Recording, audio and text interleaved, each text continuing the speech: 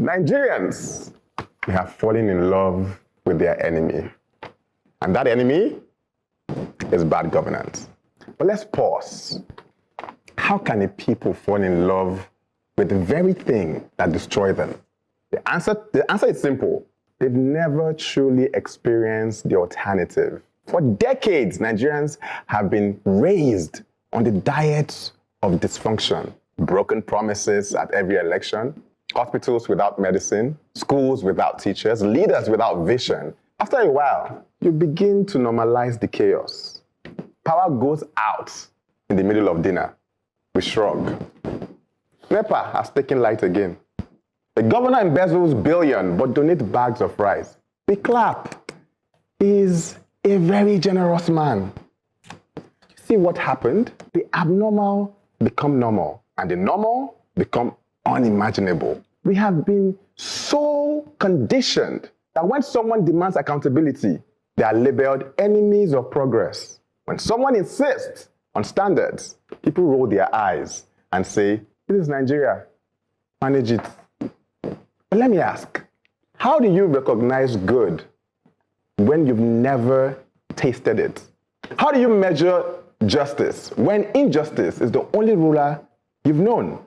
This is the tragedy of our nation. It is not only that bad governance exists, it is that Nigerians do not know what good governance feels like. We cannot even compare because the comparison does not exist in our reality.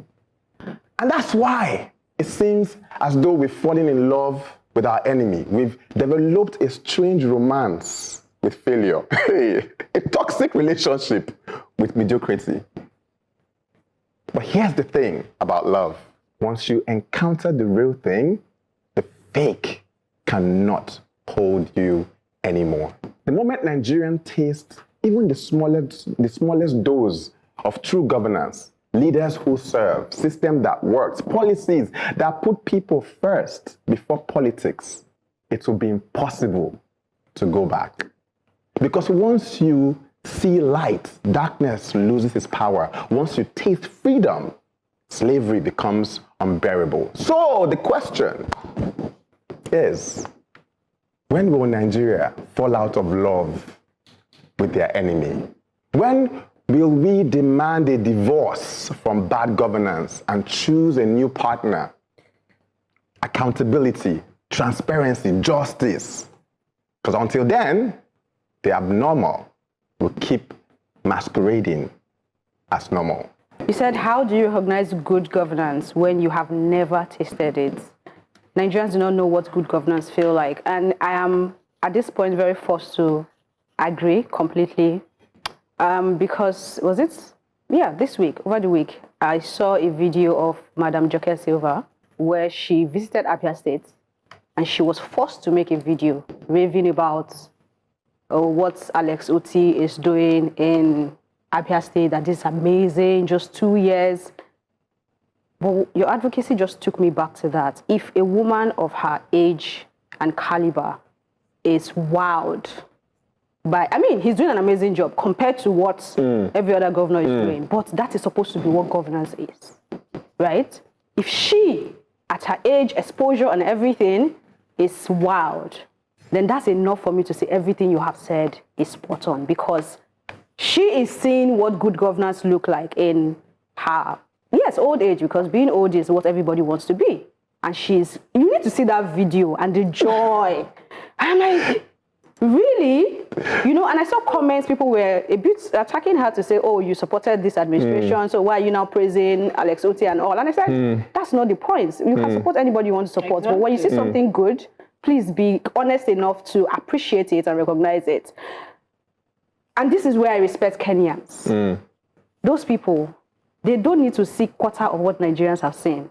They will be on the road, whether it is for 2 weeks or 1 month, until what they want is done. I don't know when Nigerians will get to that tipping point. I just want to add, my auntie, she grew up in London, so she came visiting with her kid. I think it's like 5 or 6. And then they took light in our house, and the kid was crying. Because he had never seen that during at night, the particular light. He's like, this is weird to me. So yeah. So yes, just to wrap up, we need to experience good governance. And like you said, Nigerians will not turn back once they experience it. Yeah. We are all in an abusive relationship with Nigeria. Nigeria, as I described it, sounds like a Yoruba man, particularly with the broken promises. Yoruba demon. Yoruba demon, yes, you get it. You know, we have been breadcrumbed so much that we are willing to celebrate the bare minimum. And it's quite sad that excellence is a lifestyle, and it's not a lifestyle we value or imbibe in Nigeria. And when you accidentally demand excellence from people, they look at you like you're doing too much, like, no be here, they born you. It's strange. Yes, I was born here, but that is not the standard I expect from you. That is not the standard I give you. We have a management problem, and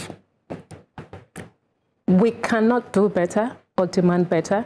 So we are able to envision better. To know what better is. You know, you need to be able to even know what better is and be able to envision it for yourself. The average Nigerian cannot imagine a Nigeria that works.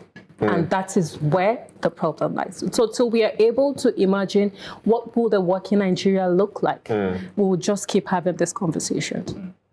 I was in Barbados recently at the airport, and we just got in and we're trying to cross the zebra crossing. Me and my friend, we stopped. The car stopped. I was looking at us. I was like, oh shit. And that's when we walked. Because normally the car is supposed to stop, but we will stop because we're used to, you can't try it in Nigeria. Then we got back to Nigeria, and we thought that, I decided to cross. The car almost, at the airport, same airport in the Abuja airport, the car almost took us. Like, don't get out of the road. Forget. Yeah, I love this advocacy. Sounded like a poem, first of all, because I mean, you have rhymes, you have also pretty much almost like that of Yinka, a lot going on in your advocacy. Thank you. You said Nigerians have been raised on the diet of dysfunction. What a sad commentary.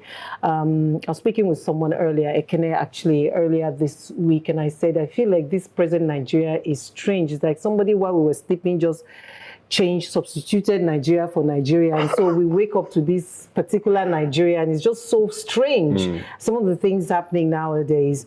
Once on a similar program like this, one of the panelists said, it actually lamented. He said, look, I'm going to be 40. I've never seen good governance in my life. Don't let me die like this. I want to experience good governance. That brings me to what you said about Auntie Joke Silva being so excited about. I mean, you see some things in Nigeria and you just go truly emotional that this can happen here. And it's because Nigerians are not asking for too much. They're just asking for the very basic. You do a road, you construct a road, you're cutting tapes. I mean, it's just normal. That, just very normal. I'm going to leave with a quote, finish off with a quote. You said, this is the tragedy of a nation. It is not only that bad governance exists, it is that Nigerians do not know what good governance feels like. And that's the charge to our governors at your governors forum. What are you leaving us with? We're tired of this bad governance. This is not about protests anymore, but that where you are, make it a heaven for the citizens. That's why we voted you in the first instance. Okay, so I've said this before. When I was growing up, I saw the semblance of a functional country. Okay. Even though... What year was that? It's in the 80s. That's right. In the 70s. It's giving Napo baby vibe, but go ahead. It's true. It's true. So I saw the semblance of a functional country, and it wasn't like the country was perfect or the country was paved, the streets were paved with gold, but things worked, And I told the story of how, from my nursery school then, somewhere on Broad Street, at the age of 5, I would walk to Tinubu Square, all right, and there's a bus there waiting, okay, an LMTC or LMTS or whatever. And then I knew the number of the bus, the time it would take off. And we queue, take the bus, it takes me to mile 2, I stop. No, it wasn't even taking me to mile 2, it was taking me direct to Festac. I stopped right in front of my clothes and I walk. I was a 5-year-old. I would go with my auntie. There was an auntie that would pick me up. And right in Festac there in our clothes, we had a functional phone, a garbage system, water. I saw a functional country. We were under military rule, but it was functional. And it's that picture that I have in my mind that makes me know that Nigeria can be functional. Unfortunately, the young people today, especially those born after democracy, these are stint in democracy. The question is, what picture do they have? The picture they have is a picture of dysfunctionality. And so there's no way that they can imagine, functional systems if they have not experienced it. And the only thing we can do is to make sure that, one, they experience it from the little communities that we have, in schools, at work, in church, in mosque, all the places where we can replicate what a functional system is.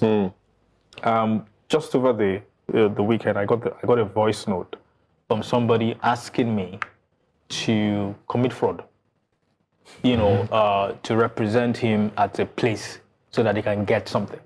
And it wasn't that he said so, that was not the issue. The fact that it didn't even occur to him that he was asking me to commit fraud. The audacity of it, and I didn't take it. I didn't say that. I didn't see it that the guy had a problem. I just felt that he doesn't know better. Come next year, January, Nigerians will start to see increase in their taxes. They're going to be paying taxes, a lot of taxes, after the PITs, reforms and everything takes effect. I hope when they realize now that they're actually paying, they will demand more. They will demand good governance. A masquerade ceases to serve as entertainment when we are trapped in its macabre reality.